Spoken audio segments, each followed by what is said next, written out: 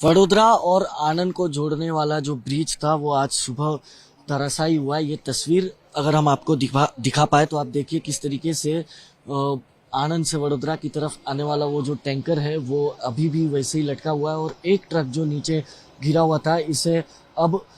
Crane की मदद से खींचने का काम किया जा रहा है। हालांकि रेस्क्यू में दिक्कतें इसलिए हो रही है क्योंकि यहाँ पर अगर मैं आपको तस्वीर दिखा पाऊँ तो आप देखिए नीचे पूरी तरह से कादो कीचड़ बना हुआ है, यानी कि दलदल वाली जमीन के चलते उन गाड़ियों को खींच पाना जो है वो काफ़ी मुश्किल है। यहाँ पर आप देख सकते हैं एसडीआरएफ, एनडीआरएफ समेत सभी टीम रेस्क्यू की जो है वो घटनास्थल पर मौजूद है। अब तक 10 लोगों की मौत इस हादसे में हो चुकी है और 9 लोगों को अस्पताल जो है वो पहुंचाया गया है। यहाँ पर आप देखेंगे तो वो ऑटो रिक्शा नजर आएगी आपको कैसे किस तरीके से उस ऑटो को खींचकर बाहर किया गया है। वो इको कार और एक पिकअप वैन आपको नजर आएगी, उसका हाल क्या है। वो भी कीचड़ में जो है वो फंसे हुए हैं। हालांकि जिस तरीके की परिस्थिति इस नदी के इर्द गिर्द बनी हुई है जिसके चलते रेस्क्यू टीम को काफ़ी सारी दिक्कतें हो रही है। लेकिन इस ब्रिज के अगर हिस्से को आप देखें तो देखिए किस तरीके से 2 पिलर के बीच का ये हिस्सा जो है वो सीधा धराशायी होकर नीचे गया, जिसके बाद ये हादसा हो चुका है।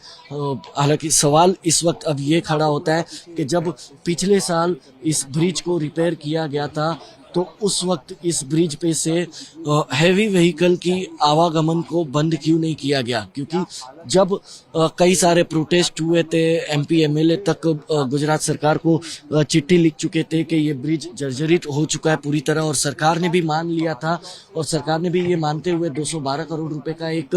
बजट पास करते हुए नया ब्रिज बनाने के लिए टेंडर प्रक्रिया शुरू कर दी थी। उसी बीच ये हादसा हो गया। तो अगर उसी बीच जब सरकार मान चुकी थी और टेंडर प्रक्रिया नए ब्रिज के लिए शुरू कर दी थी तो अगर उस बीच अगर इस ब्रिज पर से आवागमन को, हैवी व्हीकल के आवागमन को अगर पूरी तरह से बंद कर दिया गया होता तो यह हादसा नहीं होता। हालांकि अब एक जांच होगी गुजरात सरकार की तरफ से। मुख्यमंत्री ने